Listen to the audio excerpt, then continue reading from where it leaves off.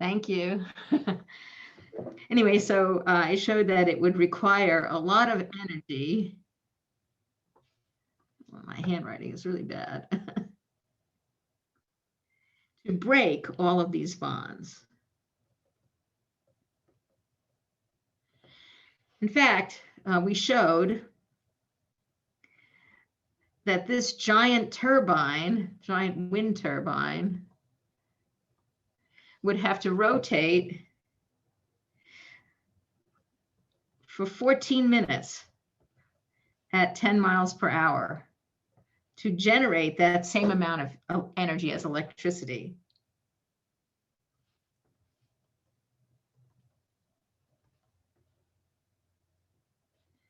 Anyway, okay, so part of the reason I showed you that was because I wanted to show you like a back of the envelope calculation, just the kind of thing that, you know, if you like science and you do science and you understand certain things, that you can figure out things like that. Kind of bizarre, you know, but we have the tools to do it. So that was one of my motivations. The other was really to tell you that these are very, very strong bonds, that covalent bonds require a lot of energy to break. In fact, I'm going to throw the number at you again, because the bond between hydrogen and oxygen in most molecules is really very strong. And this is the number, 467 kilojoules per mole. That is the amount of energy needed to break an OH bond. That means when an OH bond forms, it actually releases that much energy, becomes more stable. That's why bonds form. Anyway, that's really a topic for last semester. But I was telling you this because I want to contrast this to the energy of interactions between different molecules. So this OH bond, that is within a water molecule, okay? In contrast, the attractions that exist between different molecules are really much weaker.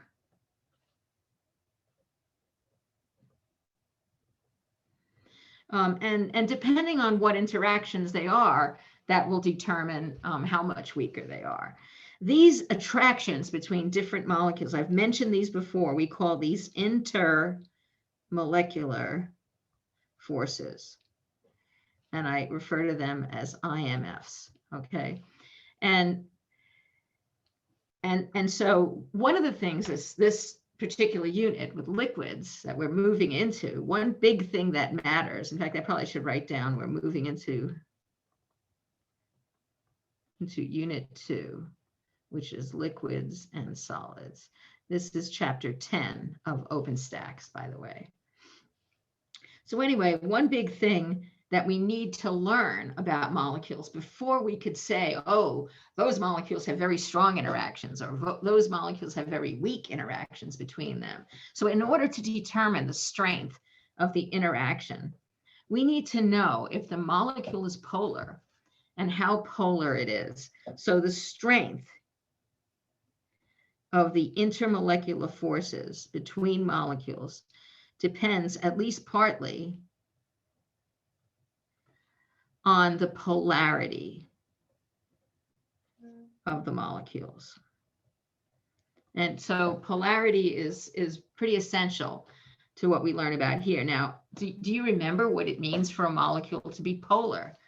How do we know if a molecule is polar? So this whole idea of polarity is a concept that you have to remember from last semester. We don't really learn it in 104. But I like to go over it a little bit because I don't know, everyone in the class might have different backgrounds, had different teachers, maybe even went to different schools. So, so how do we know if a molecule is polar? That's kind of what I'm getting at here.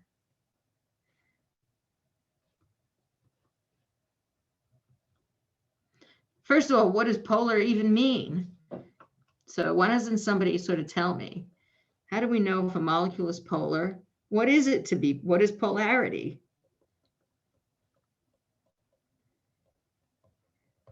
you know, and I'm not talking about the politics of the United States, although it's certainly a similar word because there's people on one side and there's people on the other side, and that's all. Polarity is about Separation.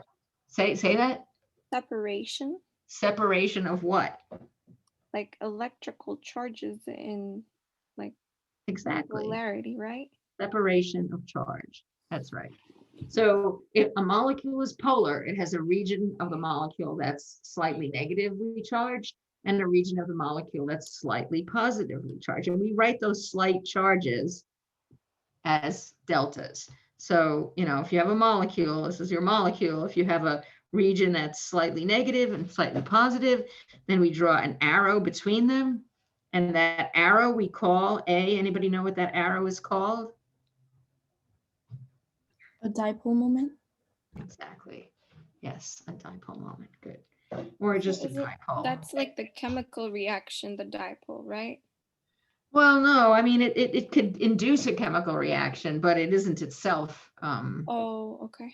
You know, so if you had two molecules, the delta plus end of one might be attracted to the delta minus end of the other. Actually, I'm going to show you an example today where that's sort of induces a reaction, but it isn't a reaction itself. It's just a dipole. Okay. It's just a difference in charge. Okay. So I wanted to show you, let's see, that there is some information. This is posted, and this is under, I think it's under polarity of molecules. It's under Unit 2, Polarity of Molecules Review from Chem 103. And what I'm going to say here about electronegativity and polar bonds and dipoles, this is all summarized here. And I want to call your attention to this because I took this chart from the OpenStax book, and I use a slightly different convention than they do about electronegativity. So what about electronegativity? Because that's really very important here in determining if a molecule, if a bond is polar, first of all. So remember that every atom has an electronegativity. This is the electronegativity chart. I'll show you in a minute. And the way you figure out if a bond is polar is you calculate the difference in the electronegativity. So if you go here and suppose I want to consider an NF bond, okay? And I want to determine, is this bond polar? So I would look up N on the electronegativity chart, and I'd look up F, and F is 4.0, and N is 3.0. And so the difference, I call it delta En, right? These are the electronegativities, 3 and 4. The difference is 1.0. And going back to the chart over here on this handout, if the difference in electronegativity is greater than or equal to 0.5, I call the bond polar. The book calls it polar covalent. I just call it polar. But the book has a different convention. I use the 0.5 that most chemists use. So if delta En is 0.5 or greater, I consider it polar. But if the difference in electronegativity is less than or equal to 0.4, so it's 0.4 or less, then I say it's nonpolar. And it's really a very big deal difference. So make sure you use the 0.5, okay? If it's 0.5 or greater, I consider it polar. If it's less than 0.4 or less, I consider it nonpolar. And anyway, one of the reasons that cutoff is the one that we use is because a lot of molecules have a lot of CH bonds, and CH bonds are considered nonpolar. And the reason for that is because if you look on the chart of electronegativity, carbon is over here, it's 2.5. Hydrogen is 2.1, and this delta En is 0.4, and that is considered, for most chemists, that is nonpolar. Now, of course, if there's any difference at all, then yeah, there is a slight difference, but it's not big enough to matter. And you know what? In general chemistry, we make simplifications. And one of the simplifications we say is that you have to have a certain threshold of difference in electronegativity for it to really behave as polar. And that's why we use this 0.5 here. So 0.5 and up, 0.4 and down. That's my rule, okay? Do you have a question, Julia? No? I saw your thing light up. All right, so this is all on those pages that I posted. This chart, even when I teach this class in person, I allow students to use this chart on quizzes and exams. What you'll notice is that the most electronegative element is over here, and electronegativity increases as you go across the periodic table and as you go up the periodic table. So the most electronegative atoms are over here. Electronegativity is I guess I should say En increases. En increases as you go up and across the periodic table. It follows the trend that you may have learned last semester for electron affinity. It also depends on size. It depends on ionization energy. It's sort of a combination of a lot of those periodic properties. And so, you know, these non-metals in this part of the periodic table are much more electron grabby. Maybe I didn't even say what electronegativity means, but it means the tendency to pull electrons to itself. So a more electronegative atom pulls more electron density towards itself. Okay, let me get back to, okay, 100%. Okay, so in carbon and hydrogen, they're about similar grabbiness of electrons. Hydrogen and oxygen, there's a big pull this direction. I think I'm going to calculate that for you in a little while, so I'm not going to jump the gun and do it now. But what I wanted to show you is what else is posted there. And I'll be talking about this diagram in a few minutes. This gives you an illustration of different geometries of molecules and how polarity depends on that. And then there are these boxes here, and these are exercises. And I'm going to do a few of them. I'm going to do this one and this one. I think I might do that. And I'm going to do this one, and I'm going to do this one. So I'm going to do a few of these, but the answers to all of them are posted. And what is done in this exercise is where you start by writing the Lewis structure for a simple molecule. Then you look at, once you've written that, you determine what the molecular geometry is and what the electron pair geometry and the molecular geometry is. And the reason you do this is because there's really two things that determine whether a molecule is polar. One of them is the polarity of its bonds. One of them is the electronegativity difference of the bonds. So in order to have a molecule be polar, you have to not only have a bond, at least one bond that's polar, but you also have to have a geometry of the molecule where those polar bonds don't cancel each other. And that's why geometry is important. And in order for you to be able to look at the structure of a molecule and say, oh, that molecule's polar, therefore it's going to attract other molecules like it by dipole-dipole forces. In order to be able to say that, which you need to be able to do in this unit on liquids, you need to determine the polarity. And that means you have to know what the geometry is, because if you don't, you can't really figure out if the molecule is polar. So anyway, I'm going to do some examples. I hope it's really review for you. So, so there are really two conditions. Let me get black pen, this red pen, I'm not crazy about. Two things you have to look at, two factors that you need to look at to determine if a molecule is polar. So you can have bonds that are polar, but you might not necessarily have a molecule that's polar. So the first thing you have to look at is you have to look for polar bonds. You need at least one of these in order for the molecule to be polar.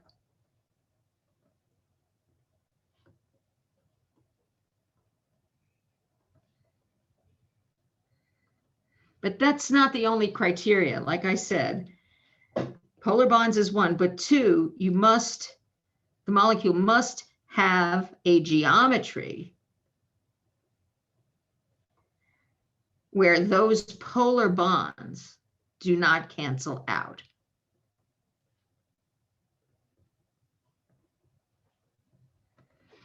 Okay, and I'm going to show you some examples. So first of all, I'd like to look at carbon dioxide, water, and methane and figure out are there any polar bonds there. So CO2, H2O, and then methane. Methane looks like this. Okay, it's tetrahedral. So carbon dioxide, I'm not going to bother putting in the lone pairs. I'm just going to draw it like this because what I'm really considering is the bond here, the CO. C has an electronegativity of 2.5. O, 3.5. So this difference here, delta En, is 1.0. By my criterion, 1.0, somebody come in the room? 1.0 is greater than 0.5 or greater. So this is 0.5 or greater. So that means that the bonds are polar. Okay, water. We have to look at the oxygen's electronegativity, which is again 3.5. Hydrogen, 2.1. The difference in electronegativity is 3.5 minus 2.1, which is 1.4. Okay, so in carbon dioxide, we have dipoles at point like this. We have delta negative here and delta positive in the middle. I should have written this down. And here we have delta negative, delta positive. So we have dipoles that look like this.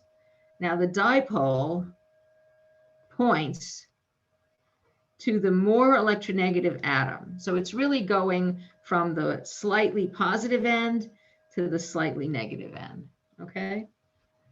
Let's see. In methane, we actually calculated for the CH bond, right? We already did this. This is the first one I did, I think. This was 2.5 and 2.1. So the difference in electronegativity is 0.4. And so that is not polar. So there is no dipole. Does that make sense to you? Should I don't know how much of this is review, how much of this everyone knows. So if you could help me along with that, that'd be great. How's it going? Is it coming across? Is it going too fast, too slow? I don't really know. So It's good for me personally. Get what you're saying. It's just like it's all scrambled. scrambled? What's scrambled? What tell My me? head. What are you having trouble with? I So- kind of remember bits and pieces of it, but some of it is like I kind of didn't know before. But no, I understand what you're saying. All right. So basically you have this chart. This chart is your friend. You know, you can look up the electronegativity and look at the difference in electronegativity. If it's 0.5 or greater. Okay, Crystal, I'll answer your question in a minute. If it's 0.5 or greater, then it's polar.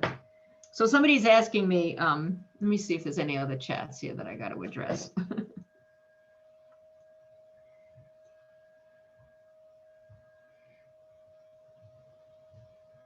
So what do I mean by the dipole moment points to the more electronegative? Okay, so basically what electronegativity is ability to pull electrons towards itself. So if I have an O and an H and I look up O and it's 3.5 and I look up H and it's 2.1, that means that oxygen does a much better job of pulling electrons towards itself. So you literally have more electron density over here on the O, and you have less electron density on the H.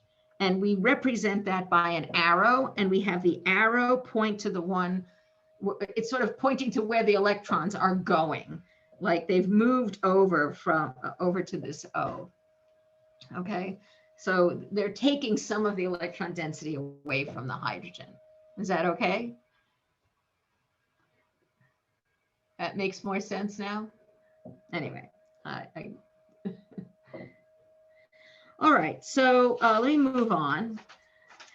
So I said, you know, that one big thing is determining whether there are polar bonds, okay? And the next thing we have to look at is the geometry, okay? So the second thing, second big important thing is geometry.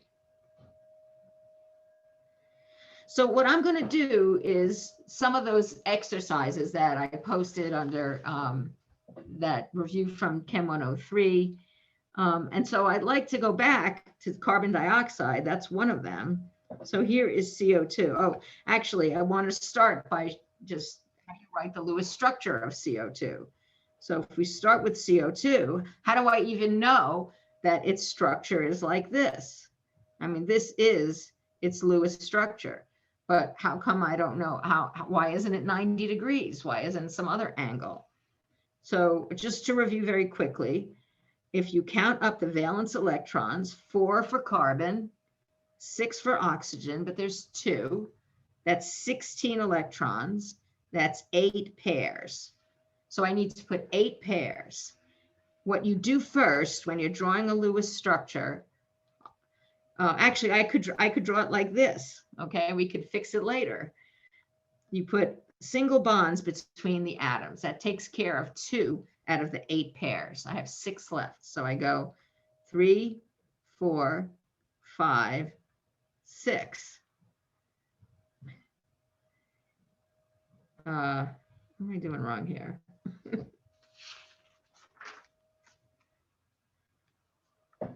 I think I'm just confused with looking at it that way. 1, 2, 3, 4, 5. 6, 7, 8. There we go. And if you look at this Lewis structure, you see that you do not have an octet on this carbon. Remember how you have to have 2, 4, 6, 8 around atoms. So what am I going to do? What do you do when you have a situation like this? You have to make a double bond. Exactly. So you make double bonds, and you're going to have to do 2 of them, because if you just do 1, you're still only going to have 2 4 electrons plus the extra 2. So if I did 1 of them, just do 1, I'll have C, O, well, I'll draw it like this, O, O, and I'll have 2 bonds here, and I'll have just 1. So that is 2, 4, 6 around the central carbon. So then I'll have to do another one. So the only time that you make double bonds is in order to get a complete octet. You don't start by writing double bonds when you do a Lewis structure. Okay, so that's the Lewis structure of CO2. So how do I know it's linear?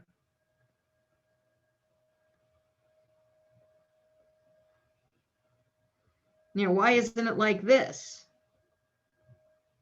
Why doesn't it have a 90-degree angle? Well, do you know the answer to that? Because of the valence. Sorry, yeah. Because of the valence electrons. No? Well, I mean, you're right in a way, but I would say that what are these electrons trying to do here? You know, they're electrons, you have to remember, they repel each other. So they're trying to get away from each other. So you remember last semester you did the thing with the balloons, right? Or maybe you looked at it. If you tie two balloons together, those balloons sort of try to get away from each other. They can't occupy the same space. And you end up with a linear structure here. And so the reason why you have a linear molecule is you have what we call two groups of electrons on the central atom.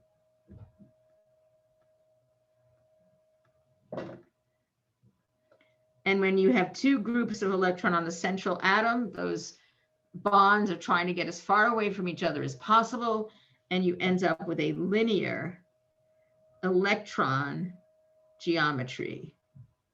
So that's what we call the electron geometry. That's what's determined by the number of groups of electrons.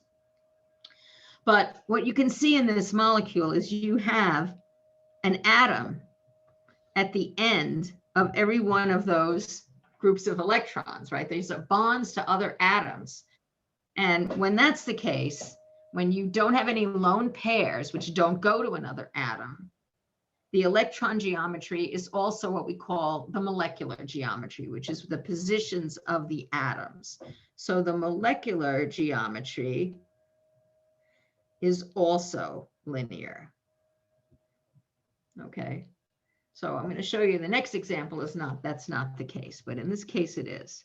So you have CO2, it is linear. And then if we put in those dipoles, remember we have delta negative here on the oxygens and delta positive in the middle.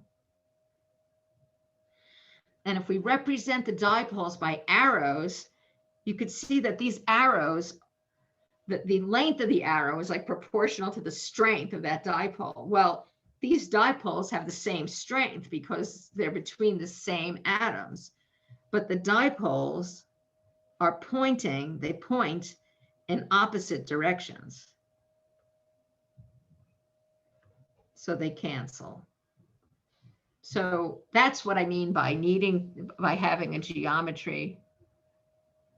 Oh, and having a geometry that that it needs to be considered when you determine if a molecule is polar or not. So when you have two dipoles that point in opposite directions, they cancel. And so carbon dioxide is a non-polar molecule.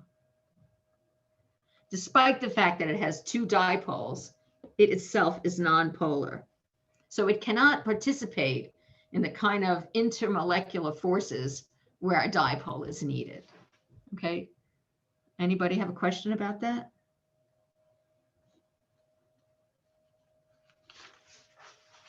So what happens? Let's see. It's funny, I thought I was going to do water next, but I don't see it. So I'm just going to do water. Water, H2O. Okay. The Lewis structure of water, I think we all know what that is. It's like this. You have two lone pairs.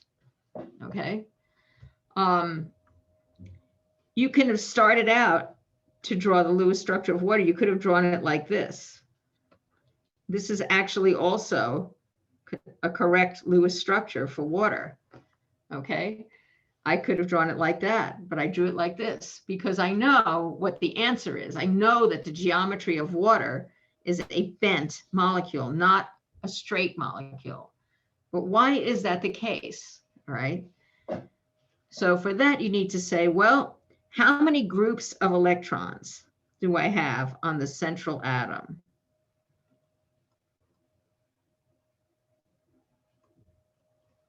So what's the answer to that question? 4. 4. 4. So what is the name of the geometry? The geometry determined by those electron groups, which we call the electron geometry. what would it be called? Do you remember what happens when you have 4 coming out of the central atom? Is it tetrahedral? That's right, it's tetrahedral. So that means that if I'm going to draw this properly, well, it's not so hard for water. That means, you know, you'd have a lone pair, you have another like bunny ears, and then you'd have your 2 hydrogens here, okay? But most of the time we don't draw it like that. I'm not going to erase it, I'll just draw it again. We just put the lone pairs like that. But the reason it's bent is because this angle here, like if I drew the angle here, this is a tetrahedral angle. Well, it's actually a little bit less than that because we have lone pairs. Let's call it 105 degrees. It's a little bit less than 109 degrees, a little bit less than the tetrahedral angle because the lone pairs take up more space. That's something also from 103.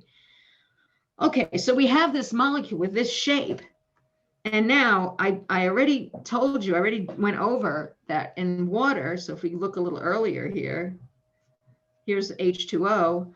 So I showed you that, you know, the difference in electronegativity is big enough that you have 2 of these dipoles in water. Okay, so if I put that in with the structure of the molecule that I just talked about, so now let's go here, take my water and I draw my 2 arrows, 2 dipoles. And you have delta negative on the water and delta positive on the hydrogens. So you have this imbalance of charge. So now my question is water polar? So the bonds are polar, but do those bonds cancel? Do those dipoles cancel?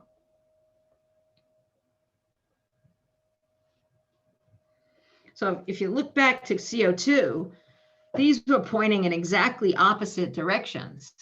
No, they Okay, so don't. they, yeah, these here, you could, if you consider this is the top of the molecule and this is the bottom, we'd say, oh, I actually have them pointing the wrong way. So sorry. You should point to the more electronegative. I wonder if I did that wrong up there as well.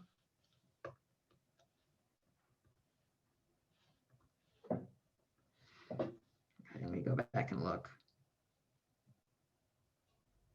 Yeah, they should have been pointing to the oxygen because oxygen is more electronegative. Oh, well, sorry about that.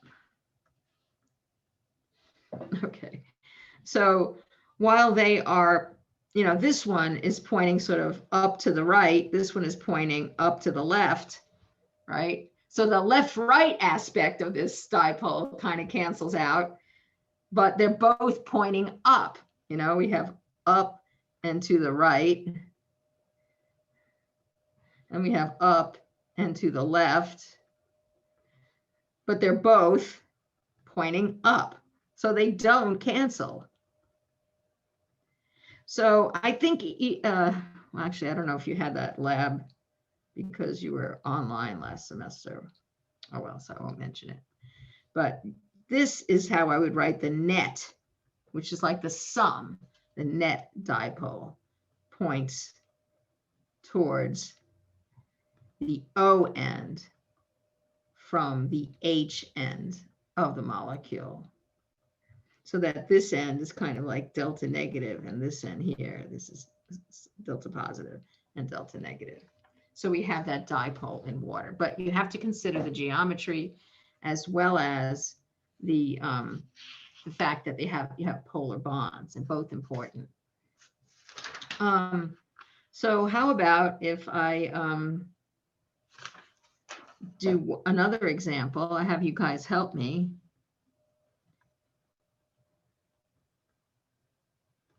Here is the Lewis structure of hydrogen cyanide. Okay, very nice stuff. It's an acid, pretty bad for you, but anyway. So do I have a dipole? And we're trying to determine, is this molecule polar? So do I have a dipole here? So you have to consider the CH bond and the CN bond. So why don't you look up in the electronegativity chart? Well, the CH, I think we could say. CH, we've already looked this up. So this difference here is 0.4. So we consider that nonpolar. But what about CN? What's the electronegativity of carbon? 2.5. And nitrogen, well, maybe you don't have it in front of you. So I should probably, there's nitrogen's 3.0. 3.0, yeah. Yeah, 3.0. So this makes it, this delta En is 0.5. So we consider this to be polar. So this molecule has a dipole. Okay. Sorry, the bond has a dipole. Is the molecule polar? Is the molecule polar? And, you know, you could see here that this is a linear molecule. You have only two groups of electrons. So this is drawn with the correct geometry. Two groups of electrons, you know, triple bond is considered one group. So they're trying to get as far away as from the single bond as possible. This has a linear electron geometry. The electron geometry is determined by the number of electron groups. And since you have an atom at the end of each of those groups, each of those bonds here, you also have a linear molecular geometry. But all of that is really not even necessary to consider in this particular molecule because there's only one bond that's polar. If you only have one bond that's polar, there's nothing to cancel it. So there is nothing to cancel this dipole. So this is a polar molecule. Okay.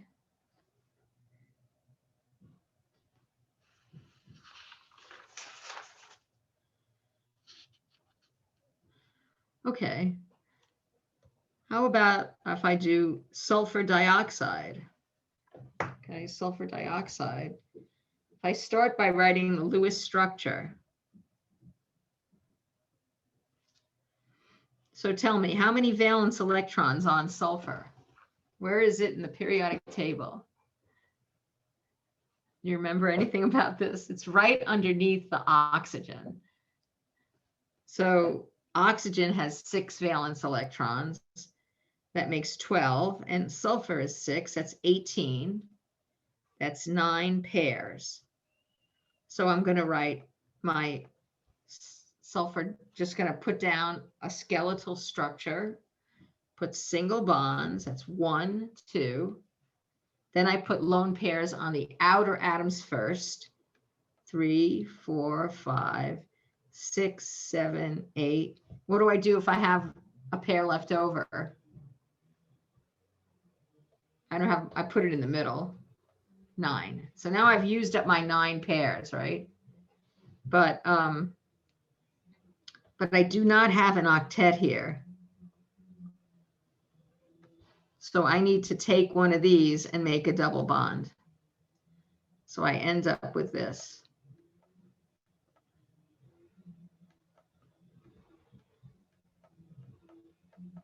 Okay. Now, actually for sulfur, I could also make a double bond over here because sulfur is allowed to have that, what we call expanded valence, but it doesn't lead to any difference in geometry. So I'm just going to leave it like this. So now I have to ask, is this molecule linear? Does it have any dipoles? Do the dipoles cancel? So first of all, what is the geometry of this molecule? How many groups of electrons on that central atom? 4. Actually, there's 3. Remember, the double bond is one group, okay? Oh, okay. Yeah. So does anyone remember the electron geometry, what we call it when you have 3 groups of electrons?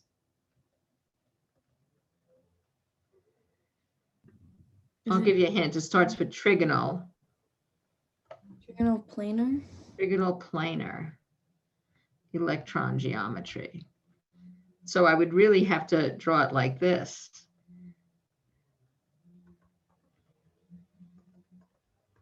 Okay. I've got this lone pair is one group going in one direction, and this angle here, what would this angle be when you have trigonal planar? It's like if you take a pie and you cut it in thirds, right? 120 degrees. Yes, that's right. This is 120 degrees. So now we've got the geometry down, but now let's figure out whether there's a polar bond here. So the electronegativity of sulfur is 2.5. The electronegativity of oxygen is 3.5. So yes, we have, this is a polar bond. It's pointing in this direction. We have delta negative here, delta positive here, and it's the same on this side. Okay, so we have this bent. Oh, so the electron geometry is trigonal planar, but what do we call the molecular geometry? So the molecular geometry depends on where the atoms are, okay? So it's, if you don't think about the lone pair, you just look at the atoms, you see the atoms are in a bent structure, and that's what we call it. We call it bent. I mean, the lone pair is there, but the molecular geometry is just where the atoms are. So we have these two dipoles.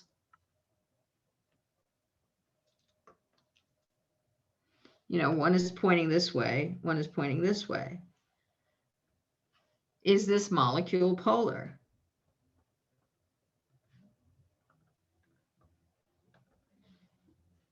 So do they cancel?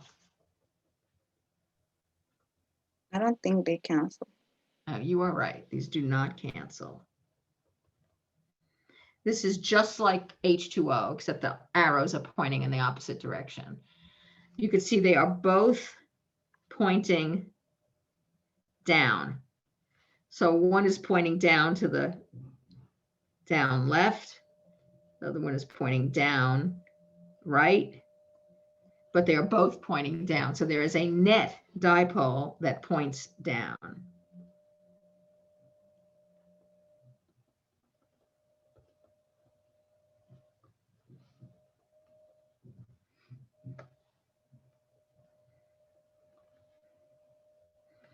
So we have a delta positive end of the molecule and a delta negative end of the molecule. So we have a polar molecule.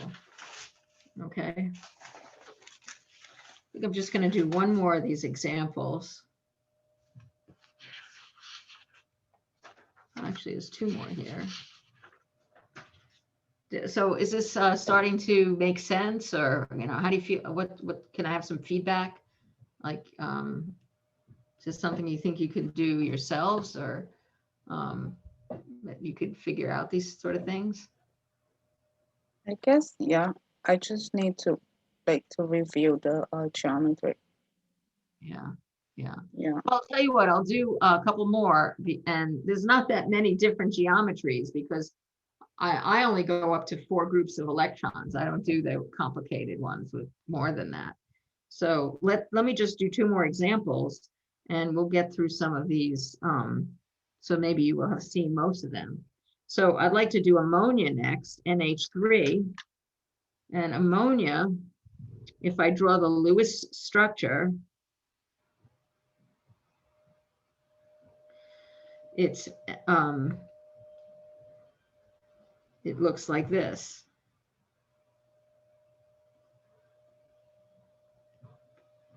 So that's ammonia.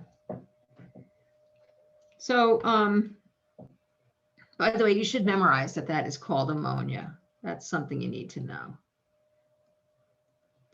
We use it a lot later in the semester as well. Anyway, so what about the geometry? Oh, first of all, let's think about are there polar bonds? Is the NH bond polar? Okay, so if you look on the chart, the electronegativity of nitrogen, which I just gave you, right, a little while ago, is 3.0. and the electronegativity of hydrogen is 2.1. And this difference here is 0.9. All right. So is that bond polar? Are these bonds polar? Yes. Yes, because it's 0.5 or greater. Okay. But now let's consider this geometry. So what is the electron geometry? How many groups of electrons are there on nitrogen here? 4. 4. And that means it's what type geometry?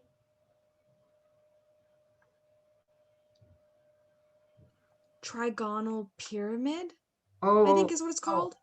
That's what the molecular geometry is going to end up Oh, being. whoopsies. We start out by saying this is going to be tetrahedral. It has a tetrahedral electron geometry. Okay. But now, so that means I would draw it like this. I have to draw I have to draw these 4. Remember, you have to come out and go back. So this is how I would draw ammonia, just like that. Okay. And this angle, all of these angles, well, because of the lone pair, it's not quite, these angles are a little smaller, but they're determined by the tetrahedral angle. So the HNH bond angle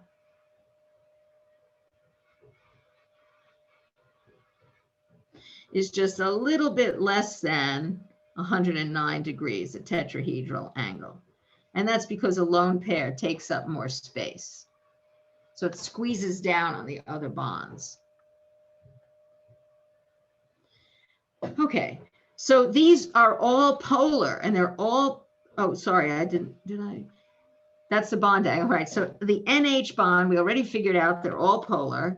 So they're pointing from H to N, all of these. So we have, this is all delta positive, and this is delta negative. So we have these, and she's right, whoever said it, the molecular geometry is trigonal pyramidal. And really what it is you've got this nitrogen and these 3 hydrogens and kind of a small pyramid, kind of like that. Not a very good drawing, but it's pyramid with the nitrogen over here and the hydrogens over here. Okay. And now we have to ask ourselves the question, you know, we have these 3 arrows here. So do they cancel each other out? Is the molecule polar? Do the dipoles cancel? Is the molecule polar?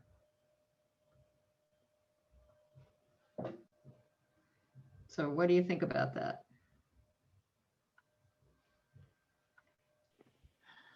It's a little harder to picture here because of the 3D thing going on. I'm going to exaggerate it. So you have,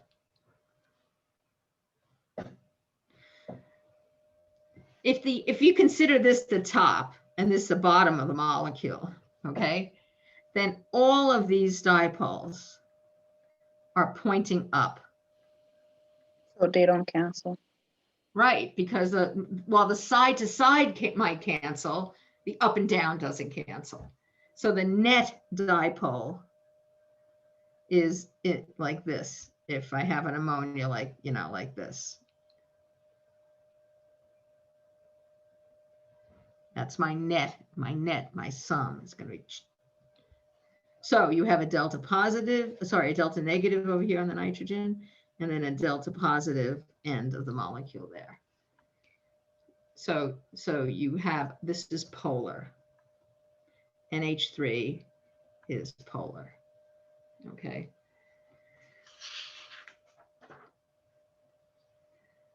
All right, so I'm going to do a very interesting example.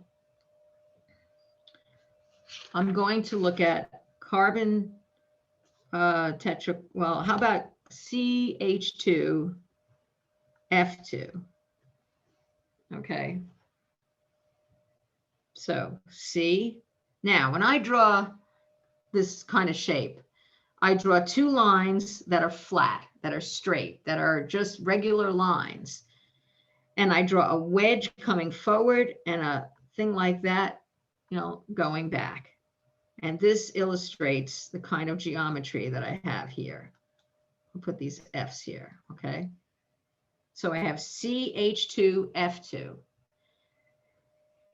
This is the Lewis structure without the lone pairs. Each of these fluorines has 3 lone pairs. But most of the time when you see it, you won't see the lone pairs. You'll just see it as just without the lone pairs. So that's when you see a structure in a book, it's not going to put all the lone pairs there for you, but you don't need them. So my question is this a polar molecule, of course? So what you start out is you think about the bonds. Are any bonds polar? So what do you think about that? Are any of these bonds going to be polar? We've already looked at the CH bond, right? What do you say about the CH bond? No, I see somebody shaking her head. Thank you. It's not polar. Not polar, right? And CF, now F, fluorine, is in that way upper right corner of the periodic table. This is the most electronegative element that there is. So the electronegativity of fluorine is actually 4. It's the highest in the periodic table. And the electronegativity of carbon is 2.5, because we've used that in other calculations. Okay, so we have an electronegativity difference here of 1.5, which is really a pretty big electronegativity difference. So this is quite a polar bond. So CH is nonpolar, but CF is very polar with delta En equaling 1.5. Okay, that's a very big difference. So what we have in this case is we have two dipoles.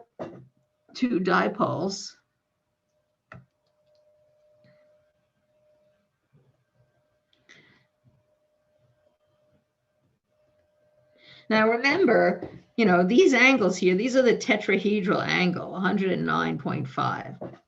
So that's why this thing is not a flat molecule. You may see it drawn like this. And you are expected to know that if you see it drawn like that, you should know that's just a convenient way of drawing it. That because you have these 4 bonds on the central atom, you have a tetrahedral angle. So this is not 90 degrees. It looks like 90 degrees in a lot of pictures, but you have to know that it's not, because you know it has a tetrahedral angle there. Anyway, so the question is, you know, if you have a dipole here and a dipole here, is the molecule polar? Is the molecule polar? So what do you think about those 2 arrows? And this is a little tricky, you know, like, how do you think about this? But the one thing you really need to ask yourself is, are these arrows pointing in equal and opposite directions? I mean, if you have 2 arrows and they're not exactly pointing away from each other and the same strength, then they're not going to cancel. And that's the case here. And if you know something, if you took in an earlier, maybe in high school, if you learn about vector addition, these arrows, we call them vectors. And if you want to add 2 vectors, one way to do it is to translate one of them so it's head to toe, it's tail to head. So I would move it over here. Okay, and then, so I'm just going to draw that in a different color. I translated that. And then the net dipole is actually going from the beginning of the first arrow to the end of the translated arrow. So the net dipole would be like this. But you know, the net dipole is like that.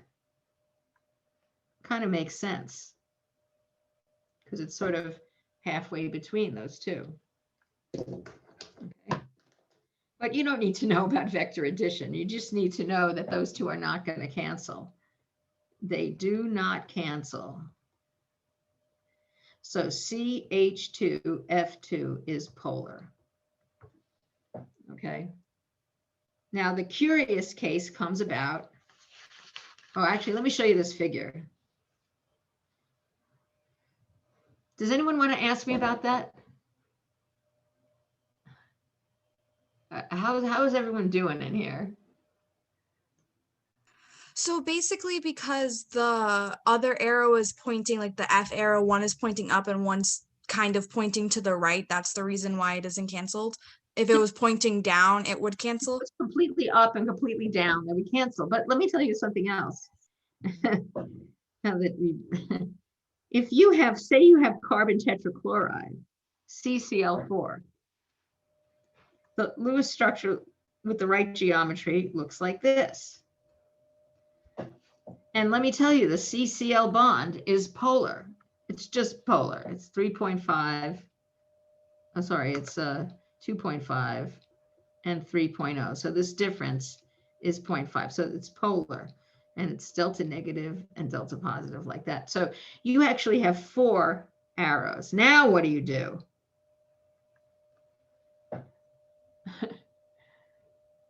That would cancel, That wouldn't it? That's right, because these two add up to point this way, and these two add up to point that way, and then those two cancel. But if you have trouble picturing something like that, don't worry about it. You just need to know. And in fact, I give you this handout. Let me show you what I'm talking about. So this guy here, this is what I was telling you about before. It sort of goes through most of the examples that you will encounter in general chemistry as far as geometry. So for example, here is if you have 2 arrows that point in opposite directions. This is the case for carbon dioxide. These cancel. Okay, if you have something like HCl, where you have a single arrow, well, obviously there's nothing to cancel it. This is the case of ammonia that I went over just recently. You have these 3 arrows that are pointing up. So there is a net dipole in the up direction.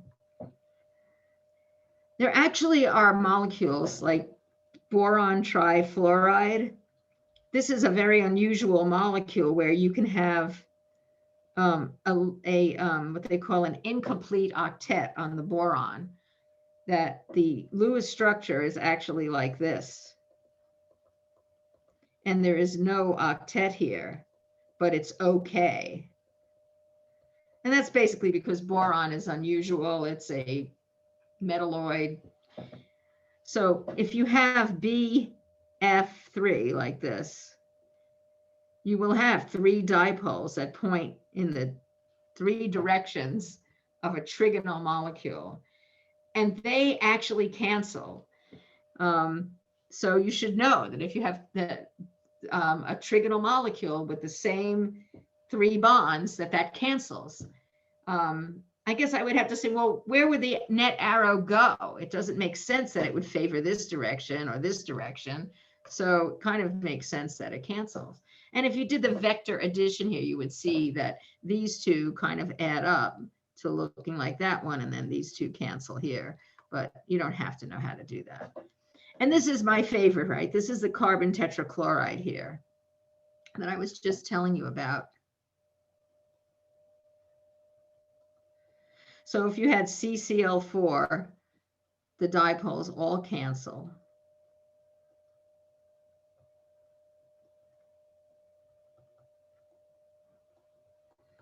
But if you have, say, 1 chlorine, or as we figured out, if you have 2 chlorines.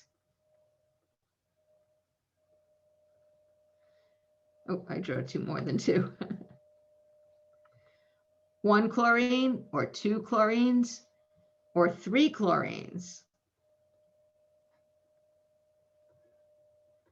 then they will not cancel. You need to have 4 for them to cancel. So this is polar. This is polar. This is polar. This is nonpolar. This is with 4 Cls. Okay. So that's pretty much it. You know, there's not that many more examples. Let's see if there's one that this is the example with water, where you have 2 dipoles that don't cancel. So this is polar.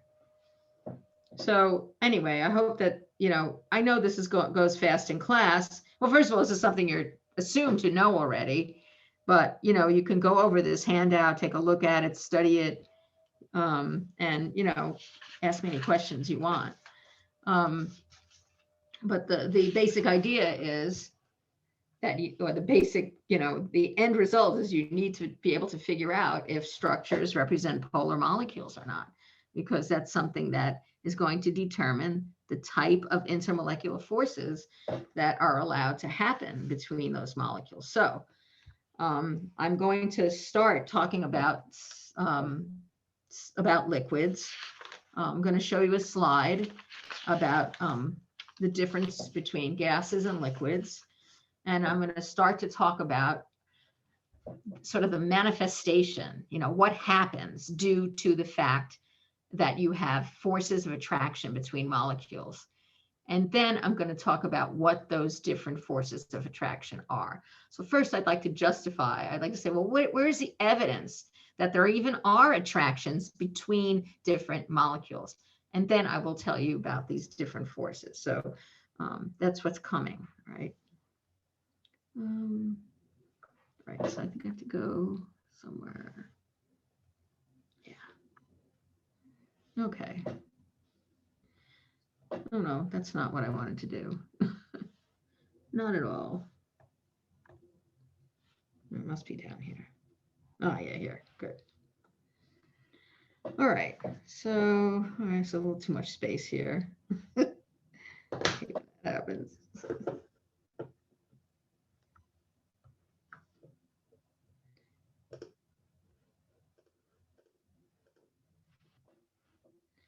Oh well.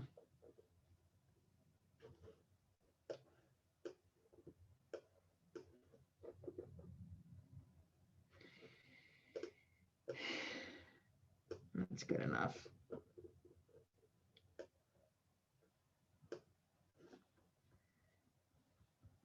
That's all right. All right.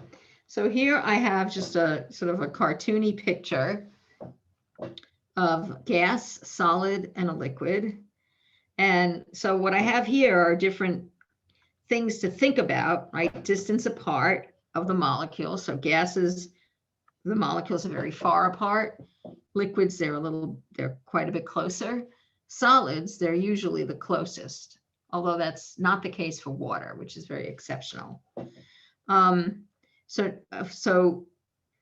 when molecules are close, right, then they interact. Here, because they're far apart, they do not interact. And I've been saying that for the last unit, that for the most part, gas molecules do not interact with each other, whereas in liquids and solids, they do interact with each other. Because gases are so far apart, they are very compressible. There's a lot of empty space, right? You push them closer together, the pressure might go up, but you can do it. For liquids, not at all. I would say not compressible. Liquids are virtually incompressible, and solids are not either. Okay, and that's because the molecules are just too close together, even in the liquid. So I showed you that with a diagram on like the very first day of class. And liquids, while gases will expand to fill their container, liquids assume the shape of the container, although not the volume, because they can be on the bottom, and solids have their own shape. But these are the basic, very basic, easily observable differences between solids, liquids, and gases. So I said that molecules in the liquid state and molecules in the solids, let me write that down, molecules in the liquid and in the solid states interact. And in particular, they attract each other. So I would like to show you that there's plenty of evidence for this. What is the evidence for this? And I think that, you know, everyone in this room has boiled a sample of water, okay? And it takes so long to boil a sample of water that you could stand there and really look at it. But what you notice is that you need heat to get molecules to go from the liquid to the gas. So that boiling of water, what's happening along with bubbles starting to form and stuff, is that you're putting more and more molecules of water from the liquid into the vapor phase. And that's what this diagram here, which is way too far down, shows, okay? So it's just a really simple diagram. It just shows that if you start with the solid and you go to the liquid, right, this arrow here requires heat. That heat is needed to go from the solid to the liquid. And what I was just talking about is that heat is also needed to go from the liquid to the gas. Okay, so that is something that is an important fact. Heat is needed for going from the solid to the liquid and liquid to the gas. So I have to ask the question, why? Why is heat needed?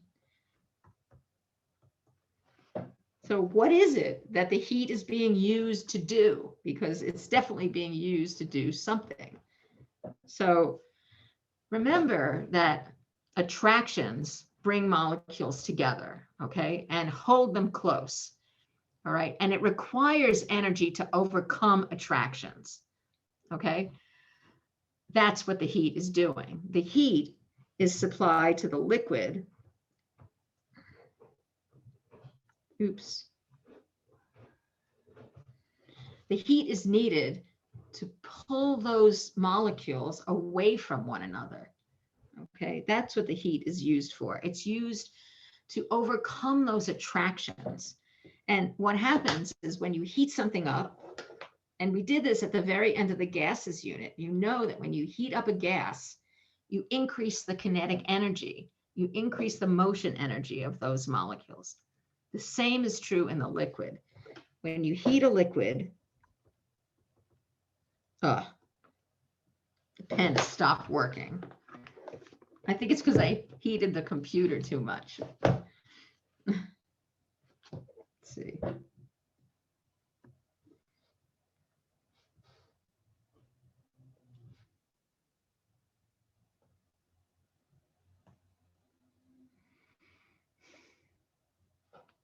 There's lots of chats I haven't seen.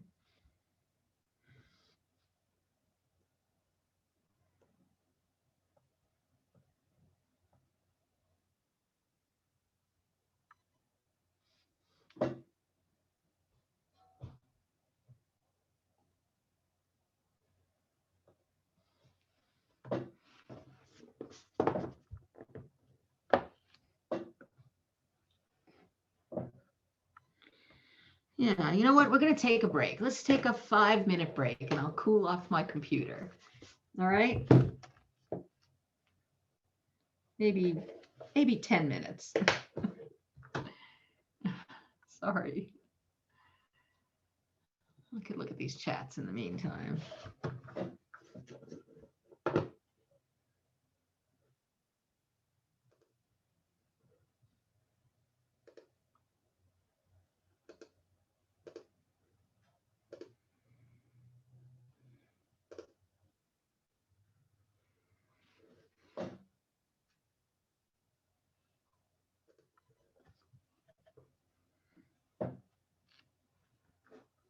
Let's see. Yes, I said, I guess you could form plasma. That's kind of what fire is. Flame is. It's a very, very hot gas. Yes. Oh, gelatin. Yeah, good. Yeah, gelatin is a protein suspended in water. It's kind of an emulsion. It's not really a liquid? That's a good question.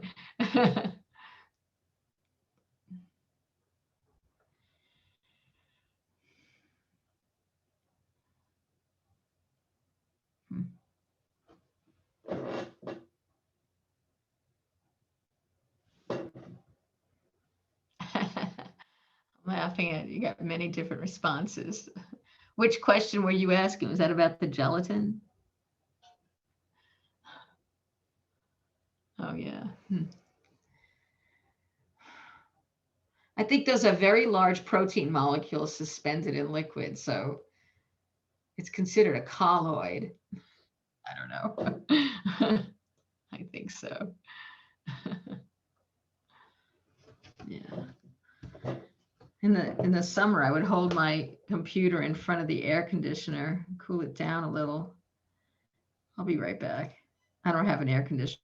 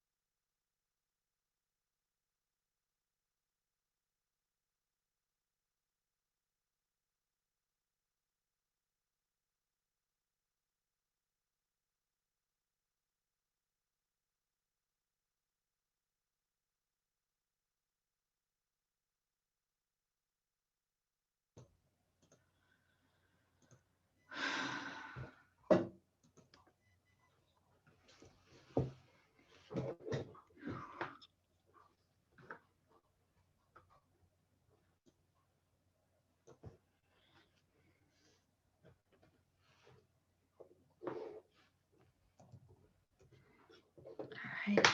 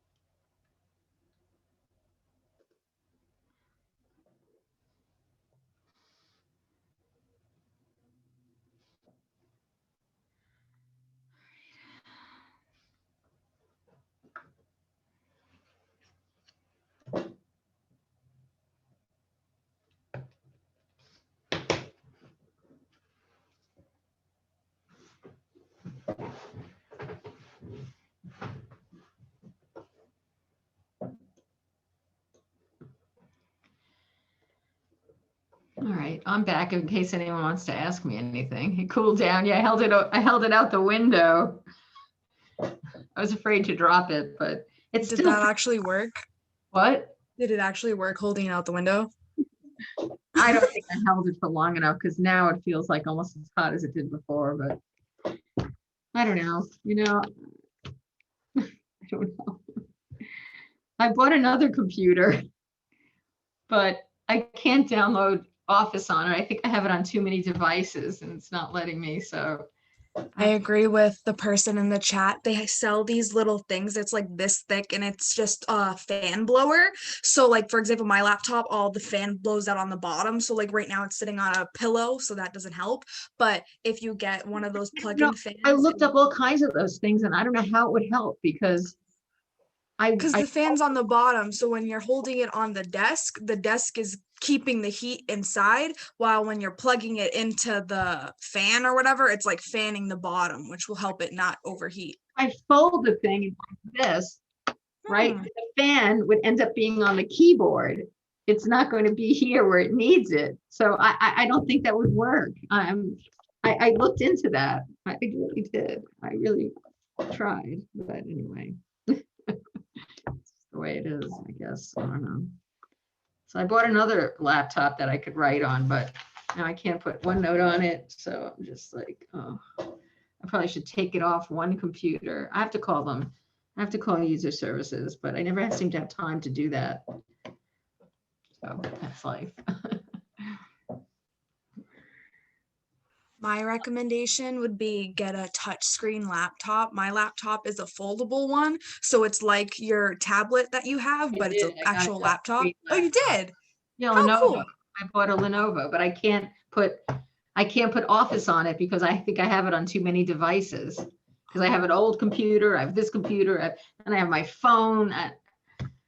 I don't know. So I believe with the school membership, you're allowed 5 or 6. I think it's 5. 5 or 6, yeah, that you can download it on. But after that, I'm not sure. Yeah, I think I have to take it off of my old Lenovo. I mean, my old Lenovo is like probably got to be 6, 7, 8 years old already. It's a good little workhorse. That's why I bought another one. But anyway, it doesn't have as nice a pen. It's just not as nice. Anyway, I think I'm going to start in 1 more minute because I said 10 minutes. That was almost 10 minutes ago. And just give the last 15 minutes.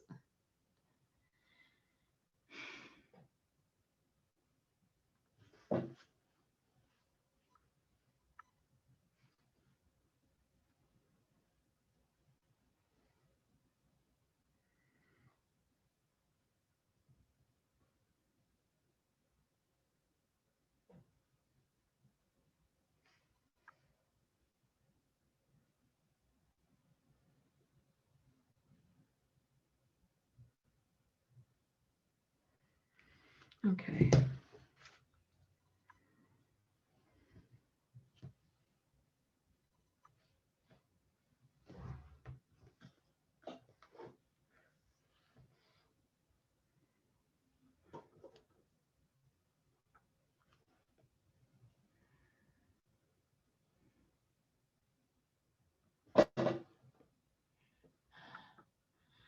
Yeah, I really tried this key. I don't think the keyboard blowers would work for this.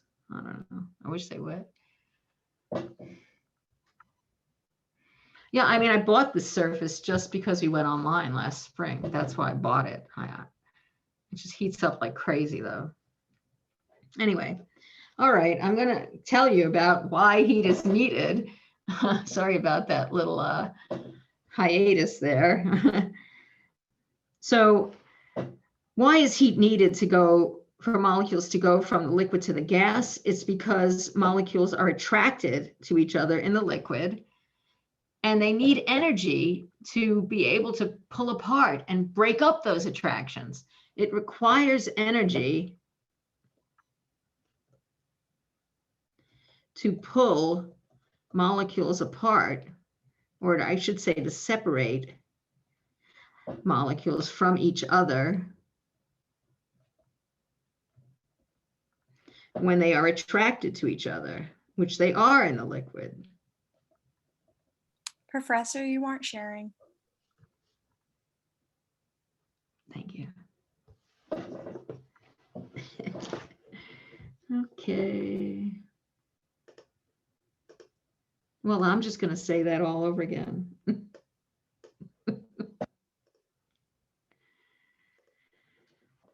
Okay, so heat is needed because it requires energy to separate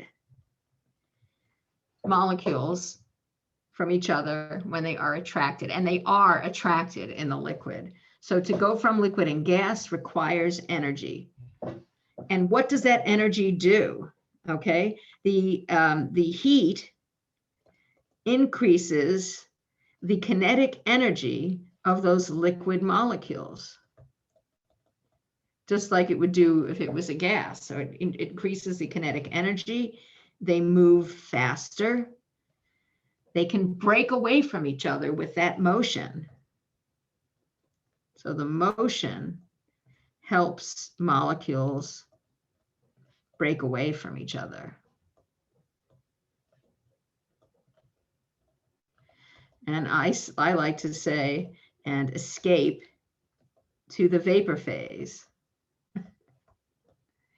So, you go from a situation where you have molecules that are close together, that are attracted to each other, and the end result is that they're separated from each other and not interacting anymore. And that requires energy because these molecules are attracted to each other. How much energy does that require? Well, first of all, there's a name given to that energy. Okay, if, for example, for water, if you go from liquid to gas, remember how in Chem 103 you would write a thermochemical equation? You'd put the delta H. That's basically the heat absorbed or released. We call it the enthalpy change. And delta H is 41 kilojoules per mole. So this is actually what we call the heat of vaporization, or the enthalpy of vaporization. And it's very much describing what it means. It is the heat needed to vaporize 1 mole of liquid water to the gas phase. So this energy that's required, the amount of energy that's required depends on how large that heat of vaporization is. And what does that depend on? Okay, it depends on how strong those interactions are, which is why I'm telling you about this, because if you're supposed to be able to, in this unit, predict which is going to have a greater heat of vaporization, which is going to have a greater boiling point, which is very closely related to that, then you need to know what type of intermolecular forces you have. So let's see. The heat of vaporization, delta H of vaporization, that's what this is the energy needed to vaporize 1 mole of a liquid to a gas. Okay, and you could see that this 41 here is sort of a relatively modest amount of energy. It's not, remember this is a decent amount of energy, but and what we're talking about is pulling apart a mole of water molecules from each other. Okay, not ripping apart the atoms. That would require a lot more energy, because remember that to break actual bonds, actual covalent bonds between oxygen and hydrogen, okay, remember I gave you that number earlier, that requires 467 kilojoules per mole. This is really much, much larger. And that's because covalent bonds are so much stronger than the intermolecular forces that are between molecules, okay? So this is much larger because covalent bonds are so strong. This 41 is needed to, so to go to vaporize a mole, you're pulling apart the attractions between molecules. And that's relatively low energy compared to the energy to actually break bonds. So, so what's happening with the water molecules, if you're vaporizing it, here you have H2O. You have these dipole pointing in this direction that we just talked about. It's delta negative, and then you've got delta plus here. So you've got this sort of positive end of the molecule and the negative end of the molecule. You've got that dipole. And now this positive end of one water molecule attracts the negative end of the other molecule. So again, you have another dipole here. And these attractions between the negative end of this molecule and the positive end of that molecule, these are attractions. These are the forces that have to be overcome. And adding heat supplies the kinetic energy to get these molecules to move faster and break away from each other. So the greater the attractions, and that means the stronger the intermolecular forces, okay? That means you need more energy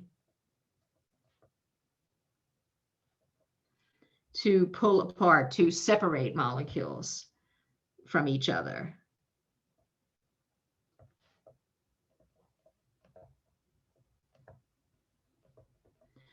And that actually determines a whole lot of liquid properties. That means you're going to have a greater heat of vaporization. You're also going to have a greater boiling point. You're going to have a lower vapor pressure. Let's think about that, because I've talked a little bit with you about vapor pressure. So whenever you have a liquid, and I really talked about this thinking about water, but whenever you have any liquid, you have a vapor pressure above the liquid. If you have something like water where the molecules are quite strongly attracted, then you're going to have fewer of them are going to be in the vapor phase. So if you have strong attractions, it means you're going to have fewer molecules in the vapor. So your vapor pressure is lower. That also affects the boiling point, because we're going to learn in the next unit that the boiling point is when the vapor pressure increases to equal atmospheric pressure.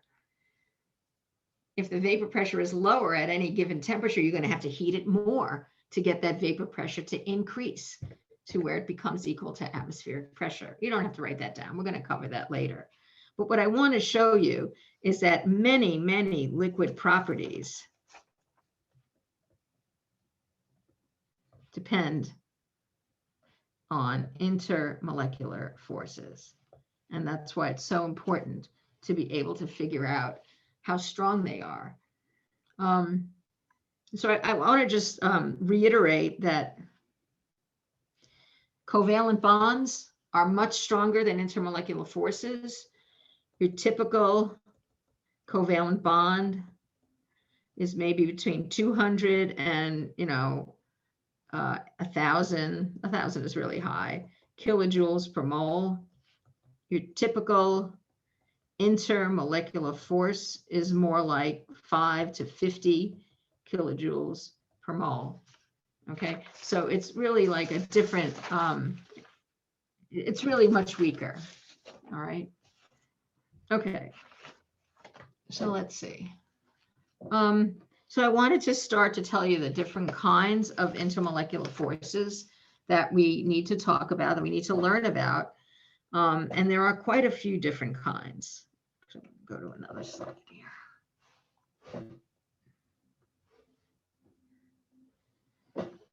So different.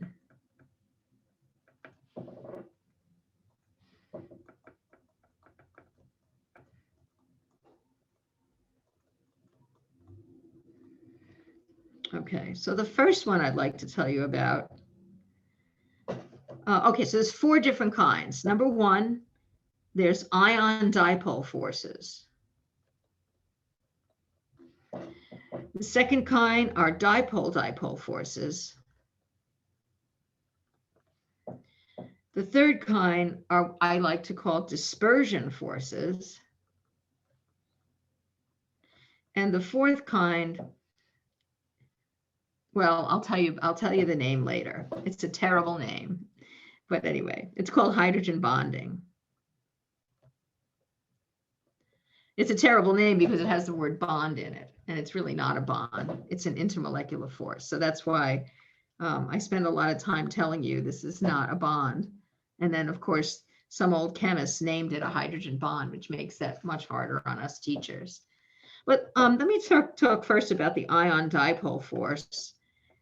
This force, I'm putting it in here. It's actually not in the book, but it's important when you have a solution of an ionic compound in a polar liquid. So this is important when an ionic compound dissolves in water. Okay, because water is polar, so it has a dipole. An ionic compound like NaCl consists of ions. So if you take sodium chloride, that's a solid, and you dissolve it in water, you get sodium ions and chloride ions. And you know from last semester that we use the term aqueous for dissolved in water.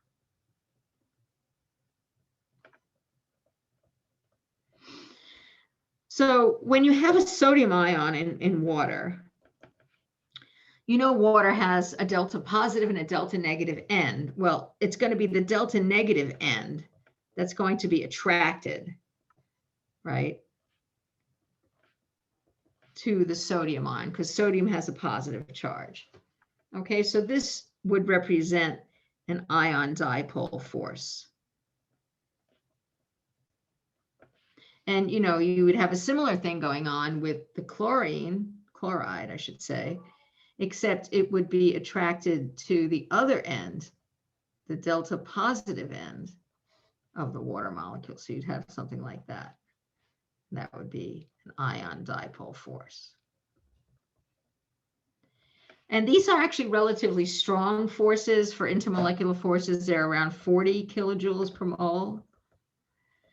And I put them in here because it is one of these important forces. But when we start to talk about liquid, you know, liquids, if you have just a liquid, a pure liquid, you're not going to have an ion dipole force because liquids, because those molecules, they're molecules, they're not ions. So there are no ions. So there's no ion dipole forces. But I'm just telling you about this to sort of be complete. And one interesting thing about it, so this is illustrating to you a chloride ion and a sodium ion, which are not the same size, but this is what happens in water, is you don't just have one of these interactions represented by the dotted line here. You don't just have one of these things. You have many. You will actually have water molecules, and that's what this is, this guy here. If you look at it closely, you've got this ball for oxygen, and then the two for hydrogen. So this is just a space-filling model of H2O. Okay, and you've got many of them, right? You've got several. In fact, you'll have a whole, what they call it is a hydration shell, a whole shell of water molecules around every sodium, and a whole shell of water molecules around every chloride, except that it would be the hydrogen end that would be facing the Cl, because the hydrogen end is the delta positive end. So just to give you a little vocabulary, this word that I've used, hydration is attraction of an ion to water. Okay, and we call these hydration shells.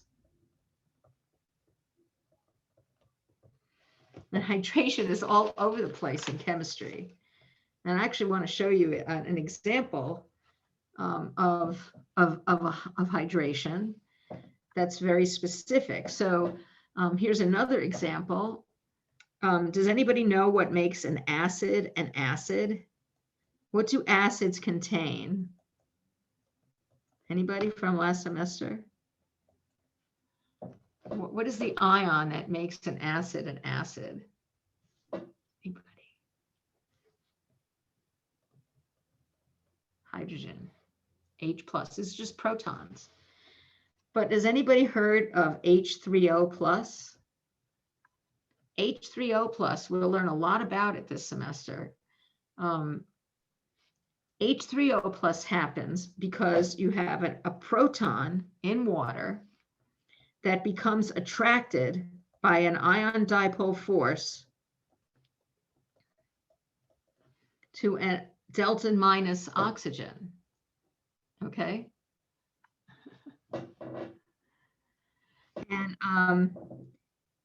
And so it starts out, this starts out as, this is an ion dipole force. And we say that the H plus ion becomes hydrated. But what happens in many times, so often, this actually, well, often in this case, but very specifically, it only happens very rarely. Well, it happens often for H3o plus, but it doesn't happen for other reactions. But let me get rid of that often there. So just for this special case, this leads to reaction. And one of the lone pairs on oxygen will actually donate electrons and form a bond. So a lone pair on the O forms a bond to the H plus. And so what you end up with is literally a bond forming here. And you still have the other two H's and you still have that lone pair. And now this acquired a positive charge. And if you look at if you figure out the formal charge on this O, which you learned how to do last semester, you take half of each of the bonds. So 1, 2, 3 electrons from those bonds, 4, 5 electrons from the lone pair that completely belongs to the O. But oxygen normally has 6 valence electrons. So this is 1 electron less. So it gives oxygen a +1 formal charge here, which is why you see this plus charge here. And the other hydrogens are all neutral. So the formal charge on O is +1. This is actually deficient of 1 electron. But anyway, so in that case, this case of the ion dipole force can lead to the forming of a bond in this special case. But it starts with the attraction of an H plus ion with a water molecule. Okay, so that is the ion dipole force. And I think next time I'll start talking about the dipole force. Dipole.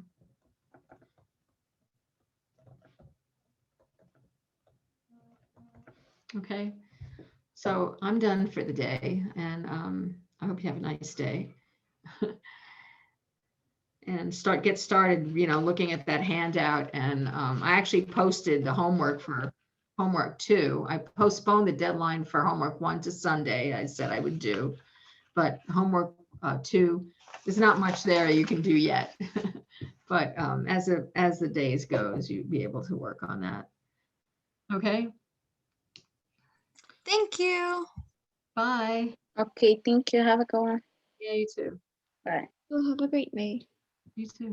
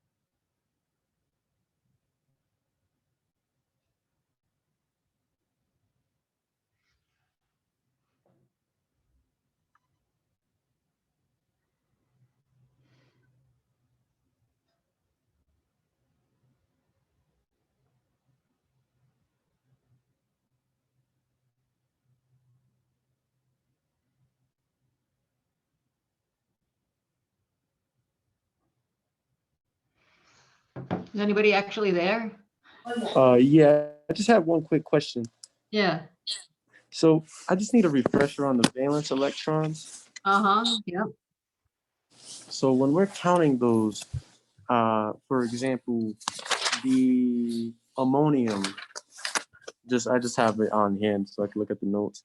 I'm actually gonna get a periodic table. Okay. Because that was like really the only thing that I'm kind of fuzzy on.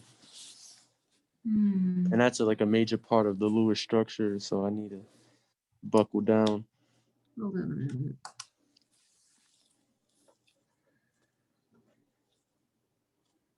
I want my periodic table, not one of these.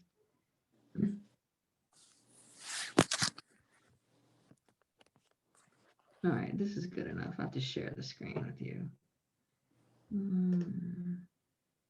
There we go.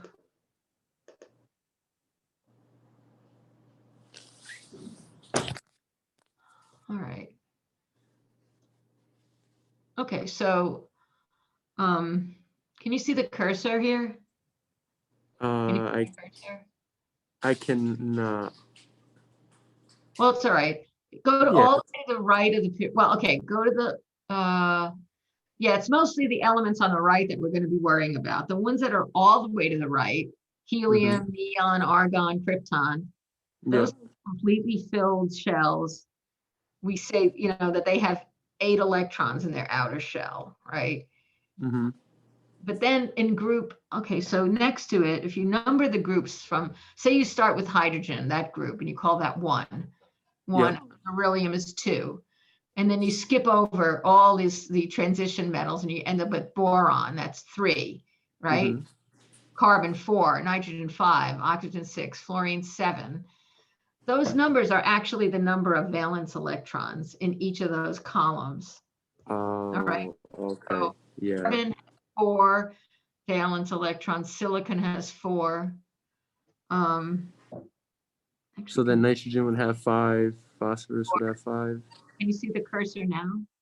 Yeah, now I can. Yeah. That's 4. And then nitrogen, that's going to, phosphorus, all of these are going to have 5 valence. And then oxygen is the next one with 6. Oh, okay. Yeah, that makes a lot more sense now. I was just struggling to see. I was like, so how are we getting these valence electrons again? Yeah, Thank you. very straightforward when you, if you remember that little fact. Right. Okay, yeah, that's great. Good. All right, thanks. Appreciate it.